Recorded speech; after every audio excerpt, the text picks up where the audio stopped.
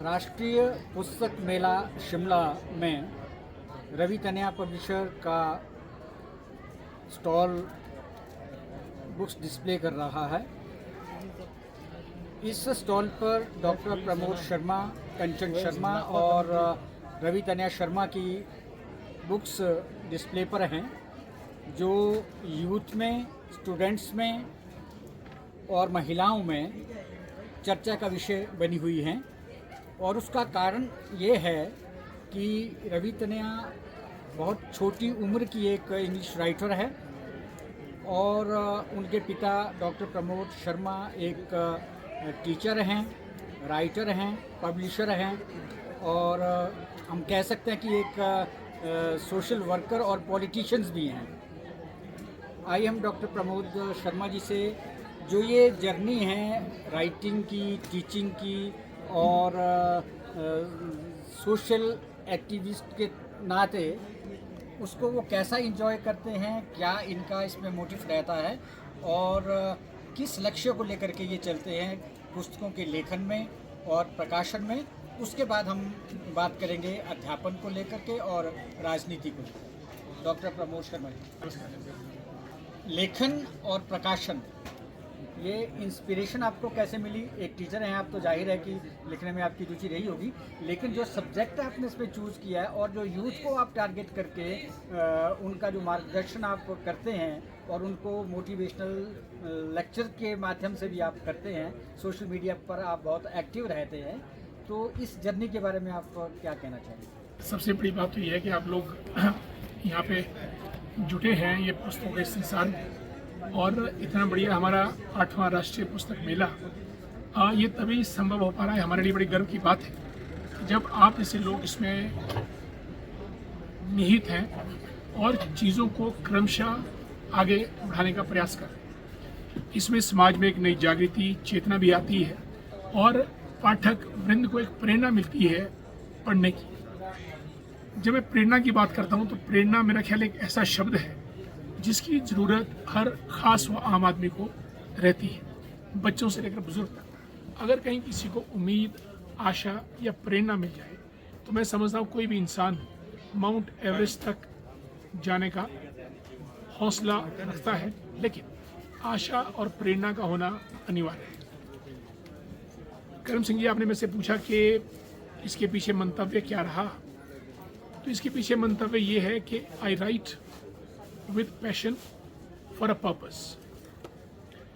मेरी जो राइटिंग का प्रयास रहता है, मैं समझता हूँ कहीं ना कहीं उसमें प्रेरणा होना बहुत ज़रूरी है और पुस्तक ऐसी लिखी जाए जो पाठक के हाथ में जाते ही पाठक को भी एक नया रास्ता, एक नई उम्मीद की किरण, एक नया रास्ता और उसकी मुश्किल आसान कर दे। लेखन और प्रकाशन के क्षेत्र में जाने का मंतव्य ये रहा कि अगर मैं कहूँ कि हमारी सभी समस्याओं का समाधान आपको किताबों में मिल सकता है तो ये कोई अतिशयोक्ति नहीं हो। जीवन में जब भी आप किसी चीज़ की तलाश करें, किसी सल्यूशन की, हल मसले की कोई भी तलाश आपको है और तलाश बाहरी जगत के बजाय किताबों के संसार में जाएं आप, तो आपको अपनी समस्याओं का हल उनमें मिलेगा। इसी सोच को बढ़ाते हुए सर्वप्रथम मैंने 2006-07 में Himachal the paradise of India, ये किताब हमारी जी, इस किताब में आदरणीय करम सिंह जी तकरीबन 700 फोटोग्राफ्स हैं और हिमाचल का कोई भी फ़ोटो ऐसा नहीं होगा जो इसमें आपको मिलेगा नहीं। जैसे ये हमारा पझौता फ्रीडम मूवमेंट था सिरमौर का, ये लोग बेड़ियों में, हथकड़ियों में थे और पझौता मूवमेंट बहुत फेमस है। हमने तो पझौता ही पढ़ा था, लेकिन क्या दृश्य वो रहा, इसको रेखांकित करने के लिए इस किताब में हमने Himachal the paradise of India 700 तकरीबन फोटोग्राफ इसमें डाले गए और तकरीबन 8000 इसमें प्रश्न है, आसान भाषा, और जिनका उत्तर पाठक को मिलता है। लीडरशिप के ऊपर भी हमारी किताब आई है, नेतृत्व के ऊपर। मैं समझता हूँ कि हमारे समाज के हर क्षेत्र में, सामाजिक, आर्थिक, साहित्यिक और वैज्ञानिक, हर क्षेत्र में अगर आज ज़रूरत है तो लीडर्स की, जो लीड कर पाएँ, जो इनिशिएट कर पाएँ। और लीडर्स न केवल पॉलिटिकल डोमेन में, सोशल साइंटिफिक, जैसे एपीजे कलाम हमारे हुए हैं। अगर आप आज के राजनीतिक परिवेश में देखेंगे तो नितिन गडकरी जी का नाम हम स्वतः ही ले सकते हैं। तो ये किताब मैनेजमेंट और लीडरशिप को कंबाइन करती हुई नेतृत्व विकास में लिखी गई है। और फिर सीड्स ऑफ सक्सेस पे किस किस्म से हमको जीवन में आगे बढ़कर किन चीज़ों का ख्याल रखें ताकि जीवन हमारा सार्थक हो, समृद्ध हो और लोगों के लिए भी काम आ सके। और कुछ बायोग्राफीज हैं, जैसे स्टीव जॉब्स। आपको मालूम है कि एप्पल के बहुत बड़े एप्पल फ़ोन जो आज हैं ये स्टीव जॉब्स का ही चमत्कार था। और स्टीव जॉब्स ने अपनी जीवन की कहानी को हर युवा के लिए, उनकी कहानी एक इंस्पिरेशन है। इसीलिए हमने ये स्टीव जॉब्स की किताब निकाली है और बहुत सुंदर किताब है। तो ये हमारा बीच में मेन उद्देश्य रहा किताबों का। और हमारे जो यूनिवर्सिटीज़ में MBA के छात्र हैं उनके लिए हमने ये बिजनेस एथिक्स और बिजनेस एनवायरनमेंट, ये दोनों हमारी टेक्स्ट बुक हैं जो कि हमारे MBAs BBAs की स्टूडेंट पढ़ते हैं। बहुत अच्छी बुक्स हैं ये। और एक हमारा ये इकिगाई है, ये जापानीज कॉन्सेप्ट पे इकिगाई, यानी जापान में कुछ शहर ऐसे हैं जहाँ पे लोगों की आयु 100 वर्ष से ऊपर जाती है। हमने उसको रिसर्च किया, ओकिनावा आइलैंड है जापान में, कि क्यों उनकी आयु 100 से ऊपर जाती है। तो इकिगाई बताती है कि जब आपका पैशन, मिशन, वोकेशन और प्रोफेशन, जब ये चारों चीज़ें जहाँ आपकी मिल जाती हैं वही चीज़ आप परस्यू करेंगे तो आपका जीवन स्वतः ही सार्थक बन जाएगा।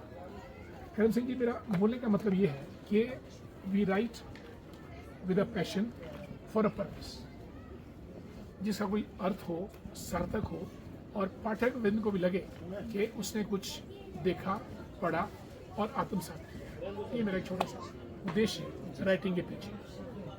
आपकी जो बुक्स हैं वो सिलेबस के साथ भी कहीं ना कहीं जुड़ी हुई हैं, जैसे MBA की आपने बात की है और साथ में पर्सनालिटी डेवलपमेंट के लिए भी, कि ओवरऑल पढ़ाई के साथ साथ आदमी अपनी पर्सनालिटी को कैसे डेवलप कर सकता है, वो बहुत सारे टिप्स इसमें और बहुत सारी जो इंस्पिरेशनल स्टोरीज़ हैं आपने इसमें काफ़ी ऐड किए हैं। मैं आपसे ये जानना चाहूँगा, जो आपके हाथ में किताब है secret success of in life, इसके बारे में भी आप बात करें, उसके बाद हम अगले पड़ाव पे चलते हैं। देखिए, किताब में जो लाइफ में जो सक्सेस सीक्रेट्स है, आपको सेल्फ मोटिवेटेड होना बहुत लाजमी है।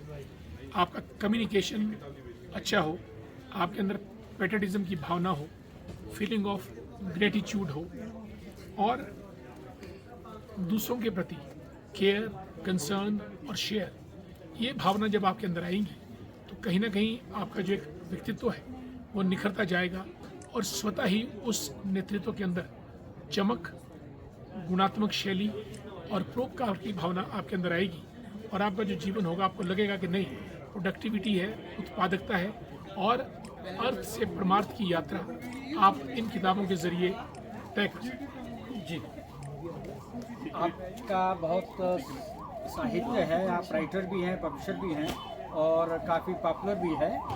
आपकी मिसेज कंचन शर्मा जी भी लिखती हैं, उनकी भी काफ़ी किताबें छपी हैं और उनको सम्मान भी मिला है। और आपकी बेटी रवि तनया शर्मा ने बहुत छोटी उम्र में लिखना शुरू किया है। उनकी ये 2 किताबें हमारे पास हैं, लाइफ इज़ ब्यूटीफुल और एक और किताब उनकी है ब्यूटी ऑफ लाइफ। और रवि तनया शर्मा ने छोटी उम्र में लिखने के साथ साथ हम कह सकते हैं कि जो ब्यूटी कॉन्टेस्ट है उसमें भी नेशनल लेवल पर खुद को एस्टेब्लिश किया है, हिमाचल को रिप्रेजेंट किया है। तो एक राइटर और इस फैशन में आप अपनी बेटी रवि तनया शर्मा को कहाँ देखते हैं?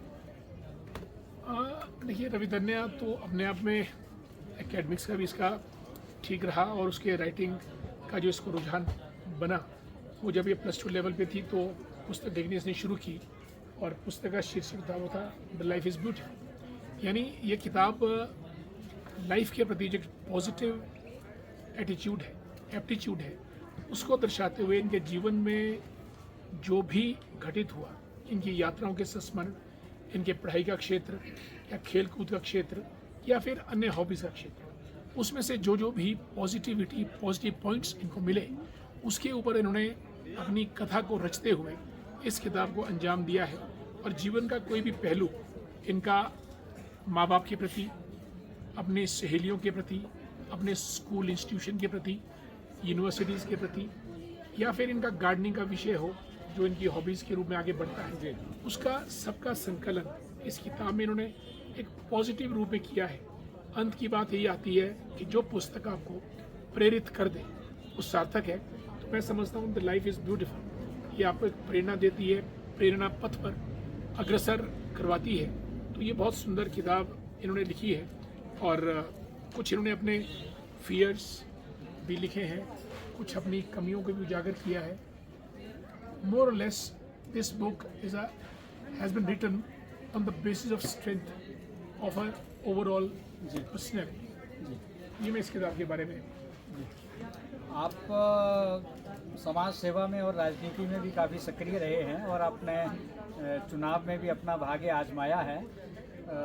शिक्षा के साथ साथ ये जो राजनीति का संघर्ष है, इसकी यात्रा की कैसी रही और समाज सेवा के दृष्टिकोण से आप इसका मूल्यांकन किस तरह से करना चाहिए? मूल में समाज सेवा तो रहती है और हम सब लोग हैं, इकट्ठे मिलते हैं। जब हम मिलते हैं, जुलते हैं, बढ़ते हैं तो समाज का निर्माण होता है। और समाज के निर्माण के लिए इकोनॉमिक्स का होना लाजमी है। बिना अर्थ के हमारा समाज आगे बढ़ नहीं पाता है। और अर्थ को संचालित और संतुलित करने के लिए ही राजनीति का निर्माण है। राजनीति में जो भी गवर्नमेंट बनती है, सबसे पहले वो अपना बजट लेके आती है, पॉलिसी, प्रोग्राम्स, प्रोजेक्ट्स। वो इसलिए कि अर्थ का नियोजन समाज के बढ़ावे के लिए, प्रगति के लिए हो।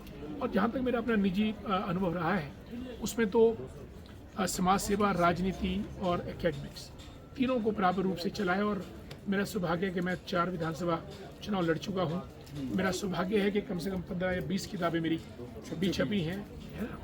तो ये सब एक मिला जुला सामंजस्य लेकर एक यात्रा है जीवन की।